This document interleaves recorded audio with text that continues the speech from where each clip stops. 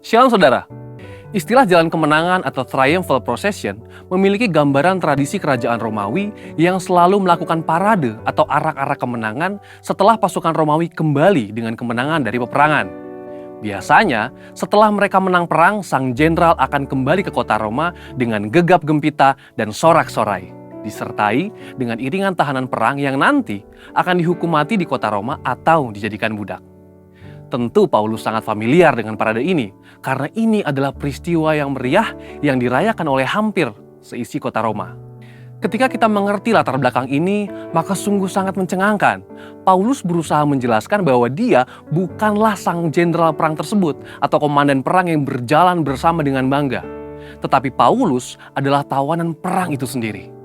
Paulus menggambarkan dirinya sebagai tawanan perang yang diarak menuju kematiannya sebagai martir demi menyebarkan aroma Injil kemanapun dia pergi. Coba perhatikan beberapa ayat yang Paulus tulis mengenai pelayanannya.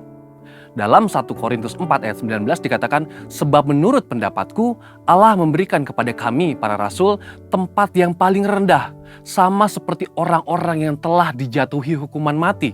Sebab kami telah menjadi tontonan bagi dunia, bagi malaikat-malaikat, dan bagi manusia. Lalu di dalam 2 Korintus 1 ayat 9 dikatakan, bahkan kami merasa seolah-olah kami telah dijatuhi hukuman mati. Tetapi hal itu terjadi supaya kami jangan menaruh kepercayaan pada diri kami sendiri, tetapi hanya kepada Allah yang membangkitkan orang-orang mati. Juga dalam 2 Korintus 4 ayat 10 dikatakan, kami senantiasa membawa kematian Yesus di dalam tubuh kami, supaya kehidupan Yesus juga menjadi nyata di dalam tubuh kami. Bagaimana kita bisa memahami ayat-ayat yang keras seperti ini?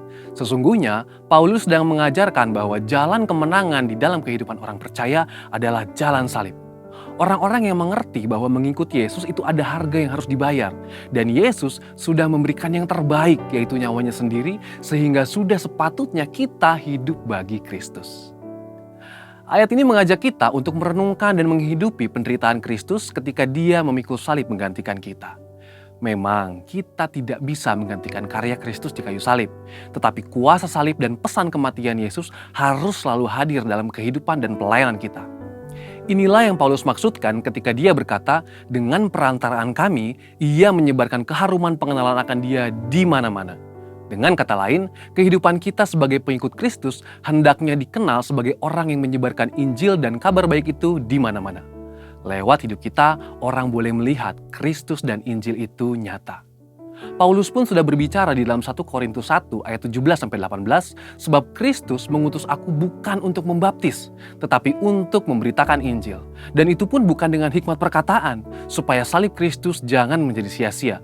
Sebab pemberitaan tentang salib memang adalah kebodohan bagi mereka yang akan binasa. Tetapi bagi kita yang diselamatkan, pemberitaan itu adalah kekuatan Allah. Dari semua penjelasan ini, kita dapat mengambil kesimpulan bahwa kehidupan yang kita jalani sebagai pengikut Kristus, baik itu dalam keadaan suka maupun duka, baik itu dalam keadaan diberkati atau dalam pergumulan, semuanya dapat digunakan sebagai kesaksian bagaimana Kristus bekerja di dalam dan melalui kita. Melalui keadaan baik, sukacita dan berkat-berkat yang kita terima dari Tuhan, itu menjadi kesaksian bagaimana Tuhan mengasihi dan memberkati kita. Namun melalui jalan salib yang kita jalani, perjalanan itu menjadi kesaksian bagaimana Kristus setia menjaga, merawat, membela, dan memberi kekuatan serta kemenangan bagi kita.